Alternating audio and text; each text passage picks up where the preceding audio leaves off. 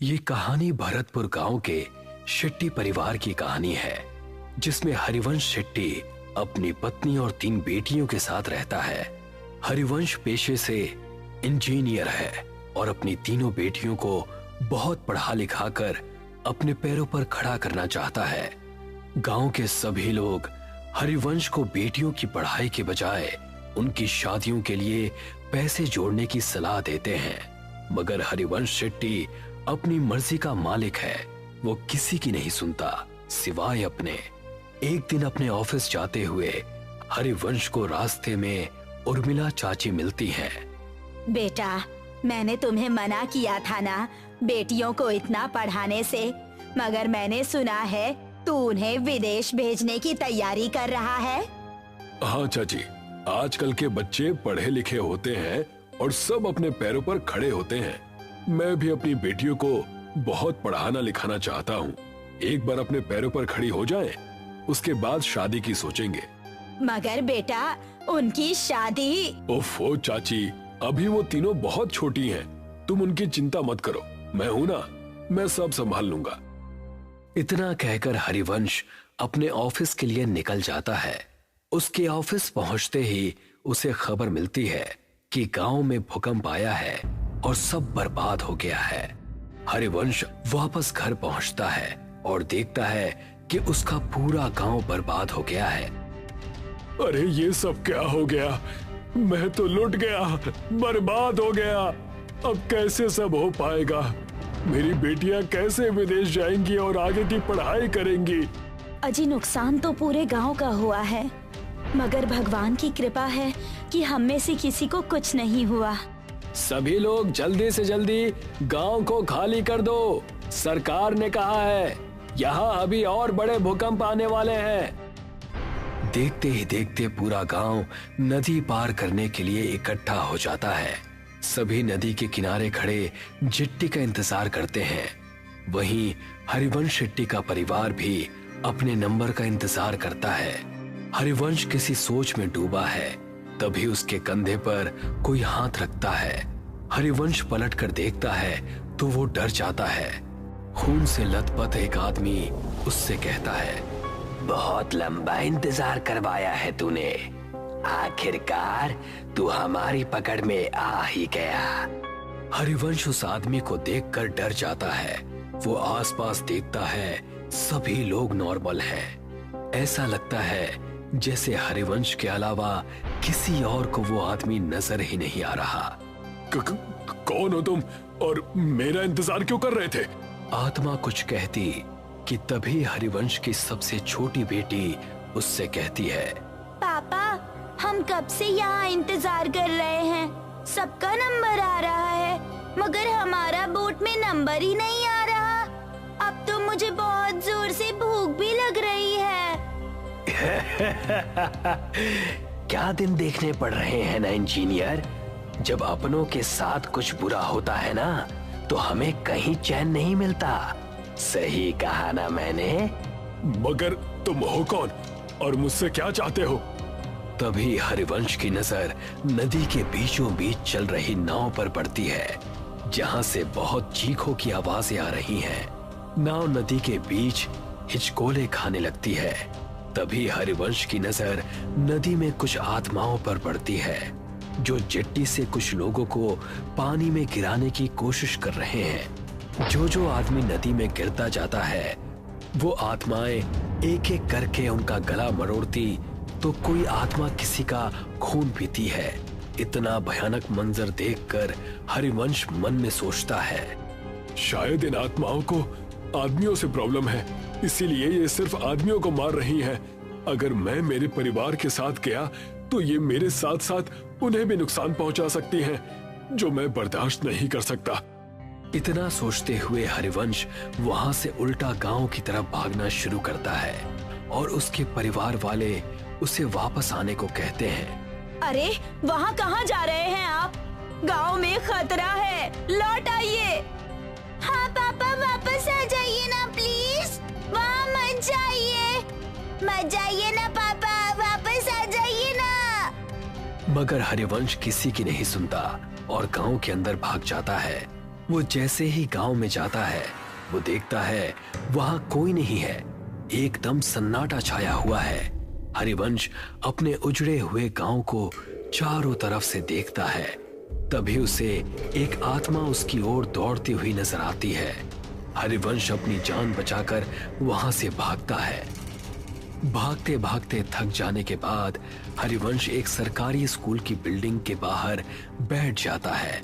वहां भी उसे सब उजड़ा हुआ दिखता है। तभी दो छोटे बच्चों की आत्मा हरिवंश के पास आती है और उससे कहती है, अंकल, हम तो मासूम से बच्चे थे ना, आपने हमें क्यों मार दिया?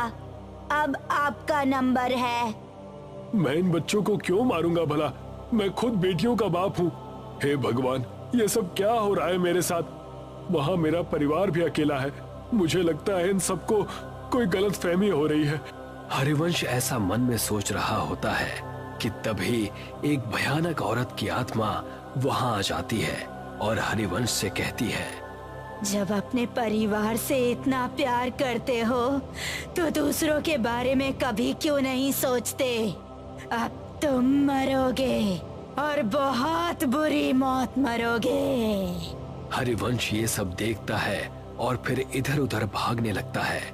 वो भागते भागते वापस नदी के किनारे आ जाता है, मगर इस बार वो देखता है कि वो जहां खड़ा है वहां कोई भी नहीं है। तभी वो देखता है एक और चिट्टी नदी के अंदर जा रही है जिस पर कुछ आत्माएं हमला करती हैं। हरिवंश को ये पहले समझ में नहीं आता। तभी वो देखता है कि गांव की तरफ से दौड़ती हुई आत्माएं हरिवंश के पास आ रही हैं। अब मेरा बच पाना मुश्किल है भगवान, मेरे परिवार का ध्यान रखना। तभी सामने से आती हुई आत्माएं उस पर जैसे हमला करती हैं। हरिवंश का पांव टकराता है और वो गिरते गिरते बचता है। वो अपनी नजर घुमाता है तो वो देखता है कि नदी पर एक पुल बना हुआ है। ऐसा कैसे हो सकता है? अभी तो यहाँ कुछ भी नहीं था, ये पुल कहाँ से आ गया? हरिवंश को लगता है कि शायद इस मुश्किल घड़ी में उसे कुछ समझ में नहीं आ रहा है। ये पुल पहले से ही यहाँ होगा, मगर उसने नोटिस नहीं किया। हरिवंश बिना कुछ सोचे समझे उस पुल पर चढ़ जाता है। भागते वो ब्रिज के सेंटर में आ जाता है और यहाँ पहुंचते ही उसकी नजर नदी की दूसरी तरफ पड़ती है जहाँ उसका परिवार उसे बुला रहा है। हाँ सुधा, मैं आ रहा हूँ। हाँ बेटा, मैं बस अभी आया। हरिवंश जैसे ही कुछ कदम पुल की दूसरी तरफ दौड़ता है, उन दो बच्चों की आत्माएं उसके सामने आकर खड़ी हो जाती हैं। वो उन्हें देखकर डर जाता है और पलट कर देखता है। वो देखता है बहुत सारी डरावनी आत्माएं उसे घूर रही हैं। नहीं, अब मेरा बच पाना मुश्किल है। मुझे तो मेरा कसूर भी नहीं पता है। पता नहीं ये सब मेरे पीछे क्यों पड़ गए हैं। तभी उनमें से एक आदमी की आत्मा हरिवंश को कहती है, मैं इसे छोड़ूंगा नहीं। इसकी वजह से मुझसे मेरा परिवार छिन गया। इस आदमी का जिंदा रहना बहुत खतरनाक है। अगर आज हमने इसे छोड़ दिया तो ना जाने ये कितने और लोगों को मौत के घाट उतार देगा। मुझे छोड़ दो। आप सबको कोई गलतफहमी हुई है। मैंने किसी का कुछ नहीं बिगाड़ा। तभी एक दूसरी आत्मा हरिवंश के पास आती है और कहती है, हरिवंश, तुम्हें याद है जब सरकार की तरफ से तुम्हें सरकारी स्कूल बनाने का ठेका नहीं मिल रहा था तो तुमने पैसे देकर वो टेंडर अपने नाम पर ले लिया था। तुम वो 5 साल पुराने टेंडर की बात कर रहे हो? हाँ, क्योंकि मुझे वो प्रोजेक्ट किसी भी कीमत पर चाहिए था। मेरी बेटियां शहर में पढ़ने जाती हैं और वहाँ की फीस बहुत ज्यादा है। मैं गांव में रहने वाला इंजीनियर भला उनके सपनों को कैसे पूरा कर पाता? तो मैंने रिश्वत देकर वो टेंडर अपने नाम करवा लिया था। मगर किसी को इस बात से क्या प्रॉब्लम हो सकती है? हरिवंश के ऐसा कहते ही वो स्कूल के बच्चे उसके सामने आकर कहते हैं, अंकल, अगर आप वो टेंडर नहीं लेते तो आज हम जिंदा होते। इसका क्या मतलब है? इसका सिंपल सा मतलब है अंकल कि आपने बच्चों के भविष्य का ध्यान रखा, मगर गांव में रहने वाले गरीब परिवार के बच्चों का ध्यान नहीं रखा। तभी आपने टेंडर अपने नाम किया मगर उसमें भी पैसा बचाने के चक्कर में आपने घटिया मटेरियल का यूज किया, जिसकी वजह से हमारा स्कूल बिना किसी वजह से ही टूट कर गिर गया और हम जैसे सैकड़ों बच्चों की जान चली गई। ये सुनकर हरिवंश का मुंह खुला का खुला रह जाता है। वो कुछ कहता कि तभी एक औरत हरिवंश के पास आती है और उससे कहती है, इंसान नहीं राक्षस है तू। मेरे बच्चों और मेरे पति को खा गया, अब तू मरेगा। तेरे घर वाले तेरे मरने का तमाशा देखेंगे। उन आत्माओं की भीड़ में से 2 आदमियों की आत्माएं निकलती हैं और हरिवंश को हवा में उल्टा लटका देती हैं। उल्टा लटका हरिवंश उनसे कहता है, मेरी गलती माफी लायक तो नहीं है, मगर फिर भी मैं आप सबसे हाथ जोड़कर माफी मांगता हूँ कि मेरी भूल को माफ कर दो। तभी आत्माओं की शक्ति से उल्टा लटका हरिवंश गोल गोल चक्री के जैसे घूमने लगता है। तूने कोई भूल नहीं की इंजीनियर, तूने तो सब सोच समझ कर किया है और जो तूने किया है ना, उसे पाप कहते हैं। पाप की माफी नहीं होती, उसकी सजा होती है, जो अब तुझे हम देंगे। नहीं नहीं, मैंने कुछ भी जानबूझकर नहीं किया, प्लीज मुझे माफ कर दो, प्लीज जाने दो।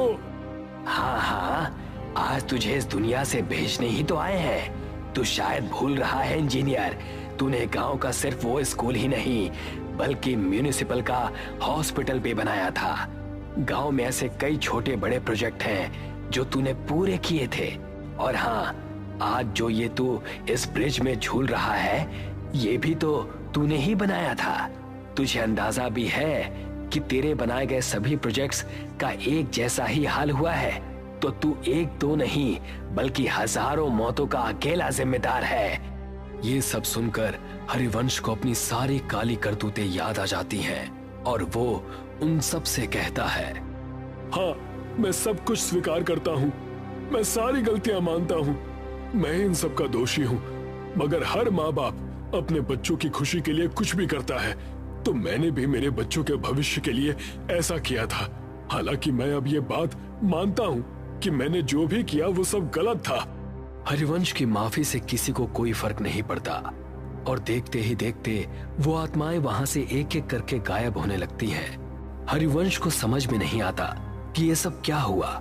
वो हवा में उल्टा लटका हुआ है, उसे पुल पर कोई नहीं दिखता, सब गायब हो जाते हैं। वहां उसके परिवार को चिट्ठी मिल जाती है। वो दूर से ही अपने परिवार को नदी की दूसरी तरफ जाते हुए देखता है। जिस ब्रिज के ऊपर वो उल्टा लटका है, वो ब्रिज भी धीरे धीरे गायब हो रहा है। हरिवंश जैसे ही खुद को खुले आसमान के नीचे नदी के बीचों बीच उल्टा लटका हुआ देखता है, वो देखता है कि उसके आसपास उसी की तरफ बाकी की आत्माएं भी उल्टी लटकी हैं। वो उन्हें देखकर डर जाता है। तू और तेरा साथ देने वाले सभी लोग अब इस दुनिया में नहीं हैं और आगे भी जब जब तुझ जैसे लोग ऐसा काम करेंगे, हम उन्हें सजा देने आते रहेंगे। इतना कहकर वो सारी आत्माएं हरिवंश पर झपट्टा मारती हैं